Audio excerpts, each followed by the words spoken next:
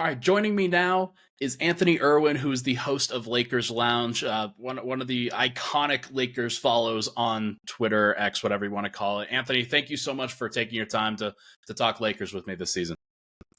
With that kind of praise, man, I'll be here tomorrow. I'll talk.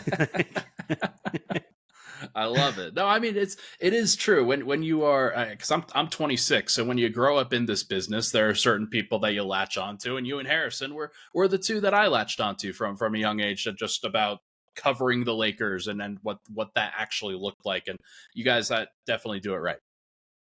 I appreciate that, man. I was talking with Sabrina last night, recording after the Lakers preseason game. And while I was watching the preseason game, Jen found one of those memories on Facebook and pointed out that I've been doing this for 11 years. And it's just like you mentioning that, like, you've been following this stuff and you're 26 years old and all of that. And D'Angelo Russell has kids and he's in his 9th year. I have felt ancient for basically 24 hours now. Yeah, I could imagine, but no, it's a good thing, man. You've been doing great work for a long time, and I'm really excited to talk with you. I'm really excited to talk about the Lakers, who they got so close to the end of the road last year, and ultimately finished in the conference finals before losing there. But the team has sort of remade itself over the course of the last calendar year after getting rid of Russell Westbrook and bringing in new additions, the growth of Austin Reaves. Tell me, what do you think is the most interesting thing about the team right now? You know, it's interesting. I was watching last night and they played, it's the preseason and not everybody's trying particularly hard, but it is a Nets team that has like some legit good defenders, right? Ben Simmons is elite when he wants to be. Kyle Bridges is really good on the wing as well. Nick Claxton thinks that he should have been a defensive player of the year candidate last year. Apparently so. They have the tools and they have so much length. And it's just like, you look at them on the court and you're like, it's all arms, it's all hands, and they're all athletic. And yet the Lakers lit them up for 75 points in the first half, again, it's preseason single game sample size. The Lakers shot the ball really well. But you look at this roster and you look at the various lineups that Darvin Ham can go to, and almost any combination has at least 2, sometimes 3, or even 4 shooters on the court, depending on who all is out there. And I was marveling at, holy crap, this is a modern team. The Lakers have taken forever to like join the modern 3-point revolution, and here they are. And yet, two things really kind of struck me over the course of the game. 1, wow, there's a lot of firepower. 2, wow, there are not a lot of defenders on this team. So they're going to be in some shootouts. They're really going to. It's going to be an entertaining brand of basketball. But to me, what I find the most interesting is a team that won their championship a couple years ago through defensive fortitude, through physicality, through all of those things, has now completely shifted into running and gunning and firing from deep and trying to outscore opponents. So will the Lakers score enough to keep up with the insane offenses at the very top of the league? And will they get stops when they absolutely need to, as every team needs to in big key moments? I think the offense is going to kill. I think that what Austin Reaves showed last year, what Rui Hachimura showed last year, just adding those guys, kind of unexpected contributors to what LeBron and AD brought. And then D'Angelo Russell, I assume, was thought to be the third guy, at least for most of the time after the trade. And then it turns out, no, Austin Reaves has got it. Austin Reaves has provided some of that. And then, like you mentioned, Gabe Vincent, Taurean Prince, Christian Wood, maybe Max Christie develops into a wing shooter off the bench. There's a lot of reason, I think, to have faith in this team. My biggest question is whether you think, or not biggest, but like one of them is, how real were the playoff runs for Austin Reaves and Rui Hachimura? Just, is that the trajectory that those guys are just going on now, or did they catch fire in a bottle?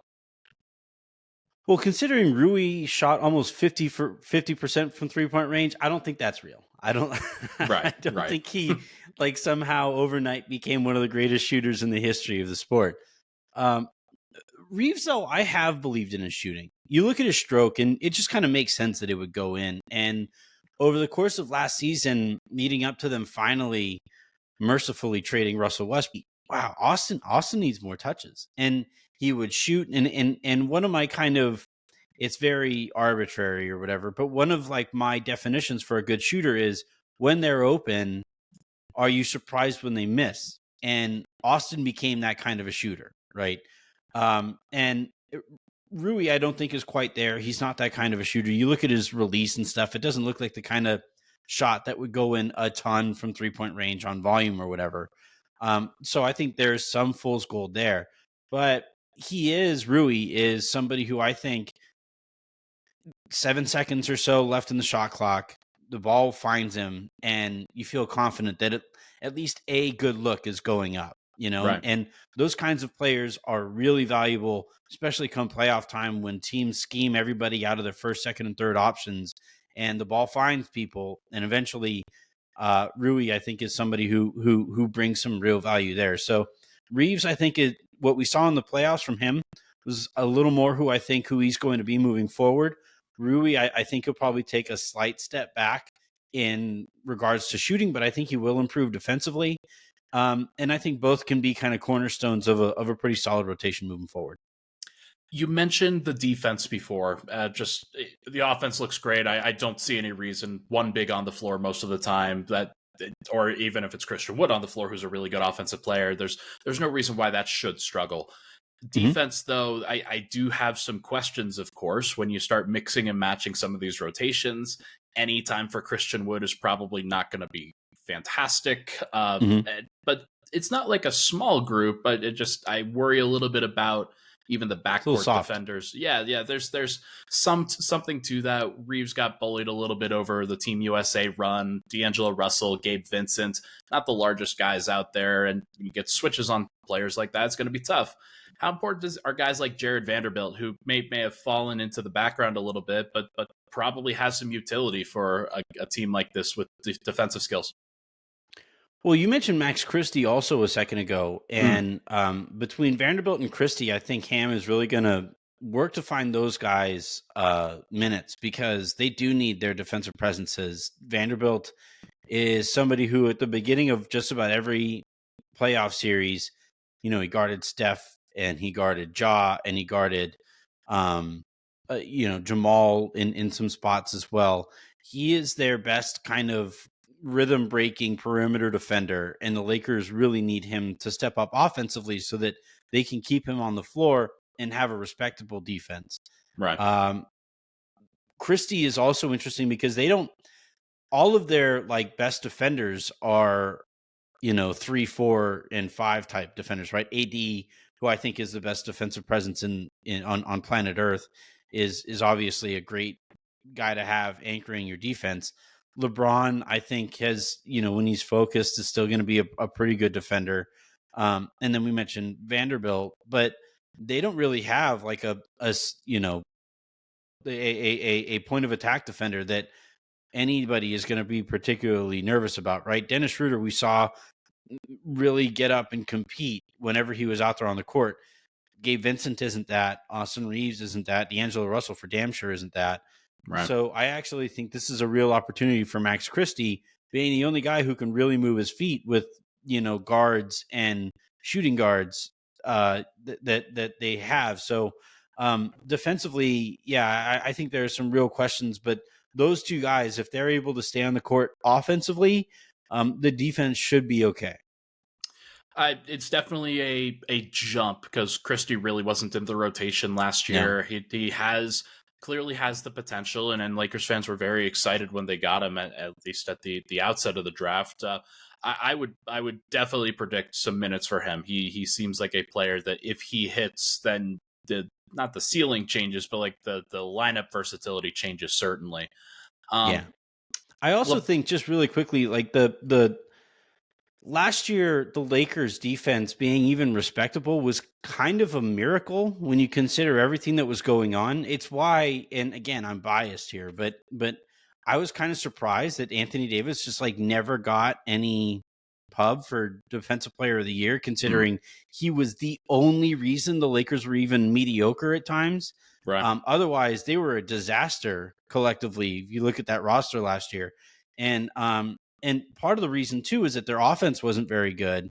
So you had a bad defense that had to get back and transition a bunch.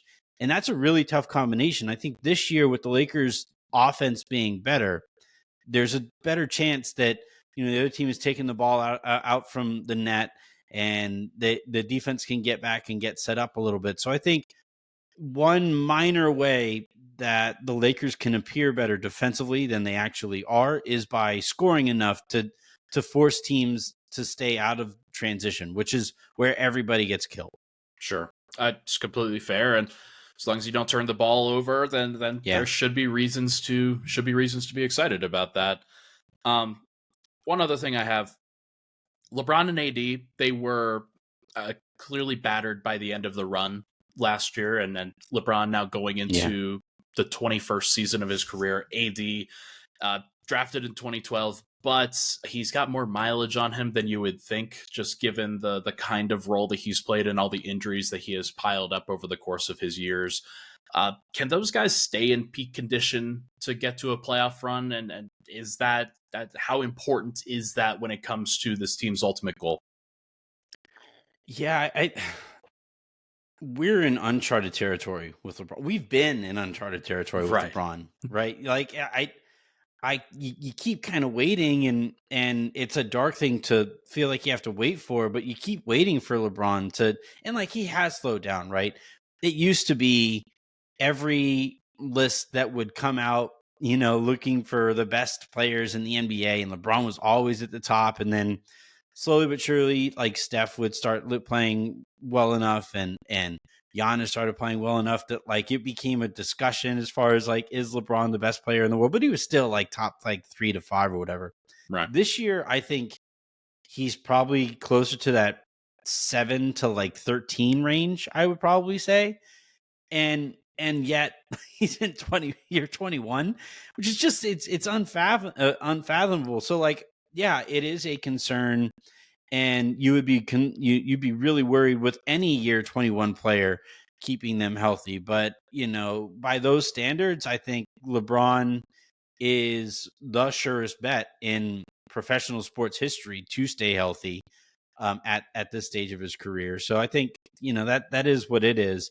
AD, I'm more nervous about, because like where LeBron really gets worn down is if he is the engine and rudder offensively every single game. And the Lakers really tried with Schroeder, they tried with Russ to bring in guys who can carry that load. But the thing with LeBron is he has that, internal hypercomputer that processes everything on the court. And he's like, yeah, no, I'm still the best equipped here to get us a good look, especially late in games. And I think that over the course of an 82 game series really wears him down.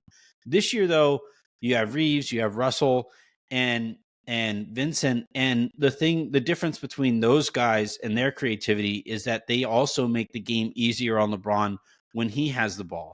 And I think, the amount of space that the Lakers are going to provide him and those kind of guys and that kind of creativity, that's going to keep him a little bit more fresh and allow him to just kind of take the random couple nights off. AD, though, that really concerns me. They don't have anybody that will help this defense not be a disaster if and when AD misses time. So, and every minute that AD is out, like he was all excited because he gets to play the quote unquote 4 this year with Christian Wood being on the court. And it's like, yeah, sure. But you're still doing all the center stuff, right?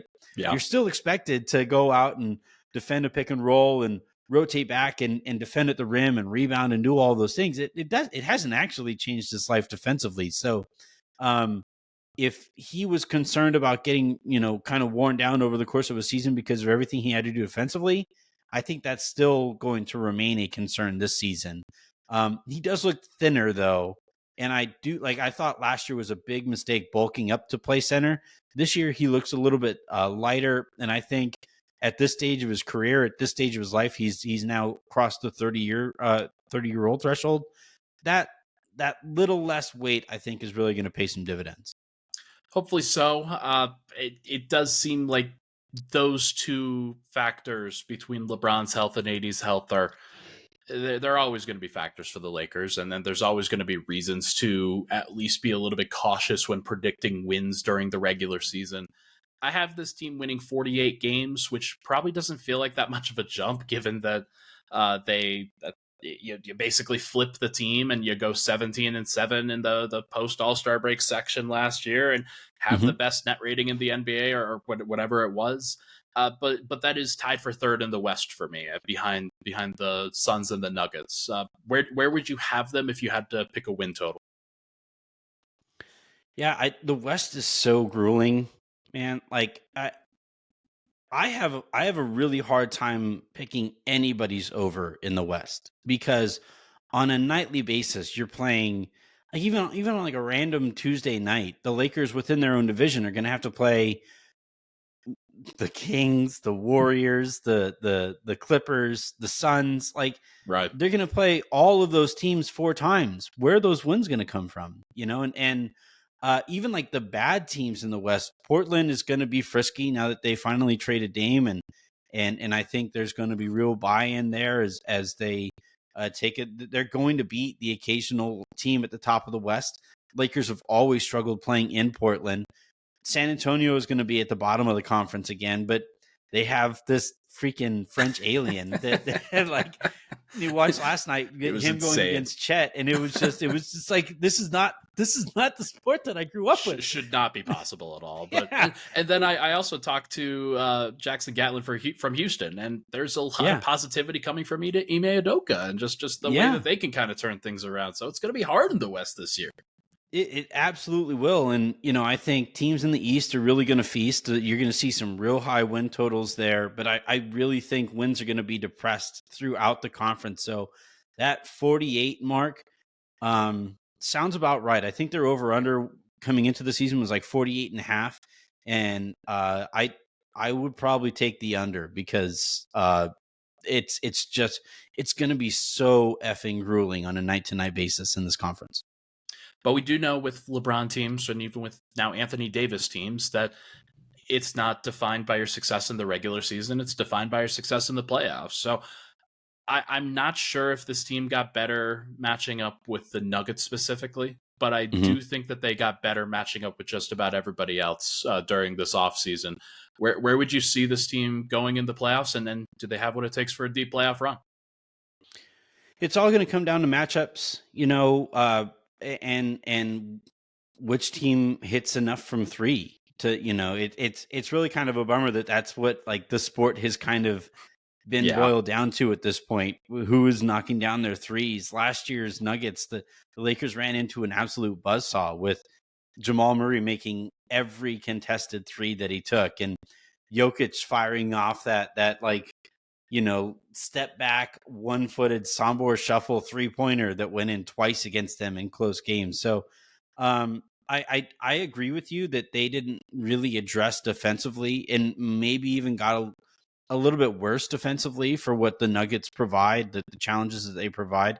Jokic is so big and so physically imposing, and the Lakers don't have any real physicality to cope with that.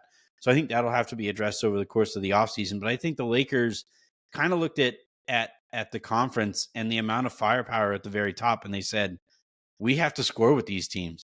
We're going to have to score with Phoenix when Beal and Booker and KD have it going. We're going to have to score with the Golden State Warriors when Steph is just going absolutely ballistic. We're going to have to score with the Nuggets when Jokic is really feasting and also kicking it out to a wide open MPJ or a wide open Jamal Murray or a wide open KCP. So I think the Lakers, Harrison Wind from up there with DNVR made the point that, like, nobody did anything to defend Jokic any better. And it's like, I don't think he can. Like, he's in that rarefied air where there isn't anything you can really do individually against him.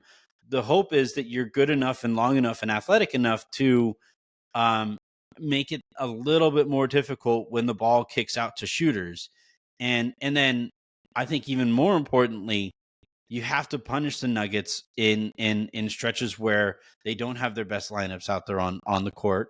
And you have to go out and really go on those runs to either get yourself back into the game or give yourself a little breathing room for whenever Jokic comes back in. So The Nuggets are a really tough matchup.